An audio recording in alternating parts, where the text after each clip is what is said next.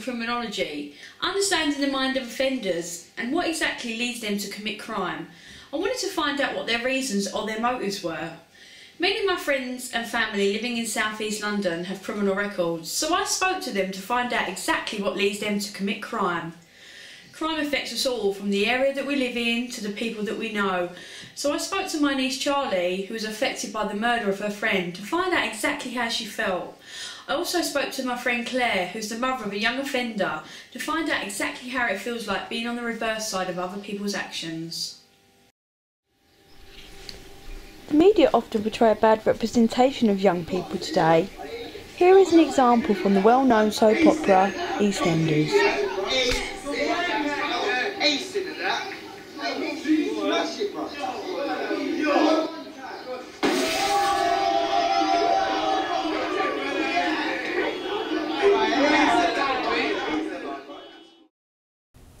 Okay, Jack, so tell me a little bit about yourself. How old are you and where do you live? I'm 16 and I live on Avery Estate. And who do you live with? My mum and my little brother. Tell me a little bit about the area in which you live in. Is there stuff for young people to do? Yeah, for younger ages than me, there's a youth club, but there's not really much to do in there. Tell me about your education. Which school did you go to? I went to Moatbridge. It's a behaviour school with people with like disabilities or anger problems and stuff like that, but I got kicked out. Have you ever been involved with the police? If so, what for? Yeah, a few times for like petty things like throwing stuff at people's houses, and one serious offence for carrying an offensive weapon. So what was your reasons for doing it? Just boredom really, nothing to really do as a kid. Did they refer you to a youth offending team, and if so, which one? Yeah, I got referred to Brissett youth offending team for 6 months.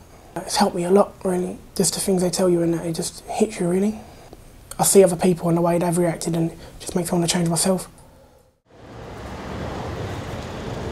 On the 15th of September 2012, 14-year-old Kevin Sasala was murdered at a bus stop outside Sainsbury's in Lee, South East London. This is just one of many murders that happen in London among the youth of today, with the loss of yet another teenager in London, not far from where teenager Jimmy Mitson was killed. The story made national news. Police cordons protect the scene where a 14-year-old boy lost his life as forensics officers and the local community try to make sense of what happened here.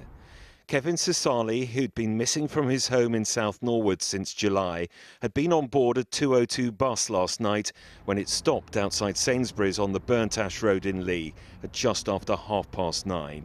As he went to get off, he was attacked and stabbed. With so many tragedies going on around us, we never seem to stop and comprehend the effects these sad crimes have. Kevin was a friend of my niece Charlie, so I wanted to talk to her about her thoughts and feelings and how this had affected her. One of my friends, he got stabbed. So you say your friend was murdered. Tell me a little bit more about this. What happened on the night he was murdered, Charlie?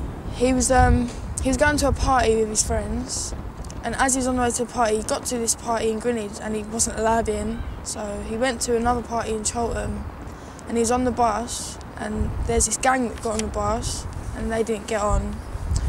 So then obviously they started arguing and fighting, and then the boy that killed him got on the bus, started trying to hit him, so then he tried to stab him. And then he stabbed him on the bus twice, and then when he was downstairs he stabbed him in his heart. So did Kevin know his killer?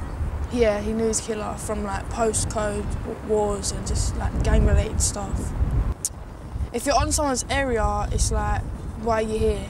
You're not meant to be here, because it's not you're not meant to be here, it's just like they don't know you, so they will just try and take advantage, like hit you and take your stuff, things like that. Mainly boys. So how did this affect you and your friends? It shocked us because we didn't really expect it to happen. Like, we knew it was going to happen, but we didn't think it'd be Kevin. Like, we thought it would have been maybe someone else. My name's Edward. I live at Avery Hill Estate. I've lived there for 28 years. I went to St Mary St Joseph and Crownwoods. Never done no exams. I've got no qualifications. Didn't work for a lot of years. So to get money, you're saying you didn't work. What sort of things do you do to get money then? Whatever I had to do to survive, really. Commercial burglaries was quite a big thing I'd do. Like antique shops, clothes warehouses, boilers from plumber shops, plumber merchants. 29 convictions I've got. I first got in trouble when I was 13 for a bladed article. That was my first ever offence. So tell me about your experience when you was 13, like what, you was obviously in trouble, so how did that make you feel being involved with the police at such a young age? Did it not scare you, did it not worry you? Oh yeah, because I didn't really have a dad, and it was just my mum that brought me up, and I was a bit troublesome, so I was always getting in and out of trouble.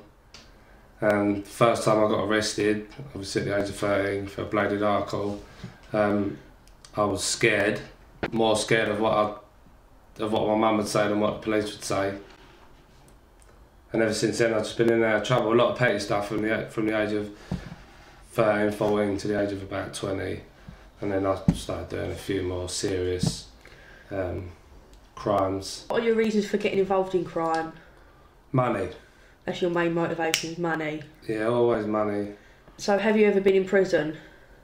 Yeah, I was in prison about 3 or 4 times now. Got an 18-month sentence and served 12 months out of 18 months.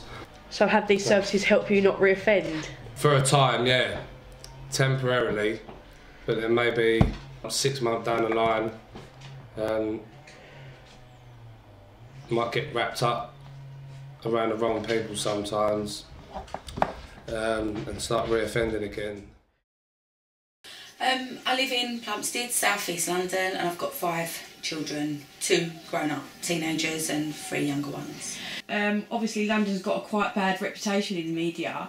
How do you feel about bringing up your children in London? It is hard bringing up teenagers in London. I've found it quite tough with my 2 elder boys as they've been in trouble with the police a few times. So when you say they've been in trouble with the police, tell me a little bit more about that. My teenage son's been involved in gang rivalry, gang fights. He's been arrested on a few occasions. So it must be quite a worrying time for you as a mother, you know, to kind of experience your child like having been involved with the police. It is very worrying. It is very worrying. It causes a lot of stress. He's been kept in the police station for 24 hours before, which is very worrying because, you know, they're still children, so it's very frightening as a mother to know your child's down in a police cell for 24 hours. He's now on a referral order.